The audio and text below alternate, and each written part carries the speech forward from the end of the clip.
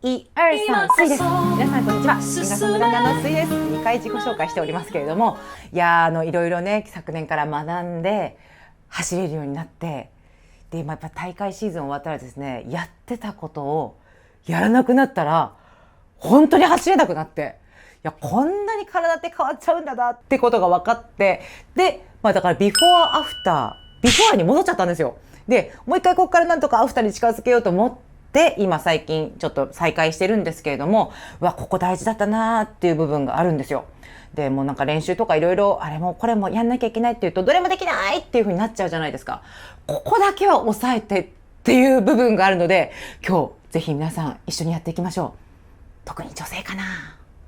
めっちゃここ大事。はい、椅子に座っております。そう、なんでね椅子があったかっていうとですね、この腰のこの腰椎の動き、はい、覚えてる方は、そうです、高山マラソンさんのこの動画でね、高山マラソンさんに腸腰筋の使い方っていうのを教えていただいて、であとはやっぱり反り腰気味の方は腰、この動きとこの動きを勘違いしちゃってますよっていうのをやりました。詳しくはねこっちでぜひ見ていただきたいんですけれども、腰のね、なんでこうなっちゃうのかなっていう部分あるじゃないですか。座り作業、あとは座りながらポテチを食べながら映画を見るときとか、だいたいこの楽な姿勢、お腹に力が入ってないような姿勢になるじゃないですか。これ続けてるとやっぱり骨盤がね後傾してきてしまうんですよね。で私なんかはもともと後傾がひどくて、で反り腰がひどかったので、普通常の生活に戻し、やっぱりトレーニングしなくなったらもうこうなっちゃって、で力の乗せ方学んだんで分かってるんですけども、乗らなくなっちゃったんですよ。もう乗らないからもうスピードも出ないし、とにかく辛いし、ここ反ってるの分かってるのにもう戻せないような状態になってしまったんですけれども、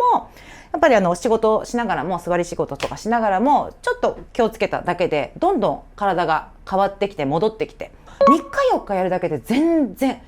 違いますし、あとは仕事しながらできる動きなので、ぜひねこの動き日常から取り入れていただけたらと思います。はい、椅子のですねへりに座ります。なのでオフィスとかで椅子座ってる場合もちょっと浅めに、もうお尻が半分落ちるぐらいですね。足はしっかりと床についておきます。でこのままですね、ぐーっとこの仙骨あたりから前に、全然皆さんから見てほとんど動いてなくないっていうぐらいの動きなんですけども、この骨盤を立てるイメージですね。でそうするとここ足の付け根の部分がキューッとなると思います。このキューッとっていうのができてるよっていう証拠ですね。逆にこれを腰をしっかりここ下の方から立ててって言ってても、立てられない方はだいたいこうなってくるので、ここのキュがないと思います。なのでここのキュめっちゃ大事です。はい、仕事してます。こうなっちゃったりもするんですけども、ちょっと1時間に1回とかちょっと意識してあげてですね。あとはお風呂上がりとかにテレビ見ながらとかでもいいんですけど、例えばじゃあ椅子こうやって持てるんであれば、ちょっと前後にこうやって揺らしてあげたりとかしてあげてみてください。そうするとここの動きがだんだん出てきてですね、走ってる時もしっかり骨盤使って走れるようになって、骨盤使って走れると体重がやっぱ乗るんですよ。抜けるってどういうことだろうと思ってたんですけど、本当にここ骨盤周り使えないと本当にね体重がね乗せられないんですよ。だからもう力が本当に抜けたまま走ってて、すごくもったいない状態になります。なので普段からですね、ここの動きをちゃんと動かせれるように、仕事中とかもこういう感じでやってみてください。これね、この前ランニングのイベントで女性の方と一緒にやったら結構分かってくれたので、みんなも分かるかな、ここの動きですね。だから自転車とかも乗る時も無意識だと結構こうやって乗ってる方多いと思うんですけども、自転車乗る時もグッとここ腰からグッと立ててあげると体重がすごく乗りやすくなって、自転車も漕ぎやすくなるので、ぜひやってみてください。それで私が結構ランニング今シーズン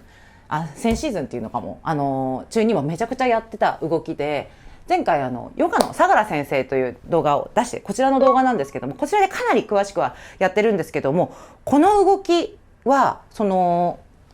骨盤周りだったり、あと股関節の動きをすごい良くしてくれる動きなので、よかったらね取り入れていただきたいので、詳しくはこっちの動画で今日簡単に説明しますね。足をちょっと広く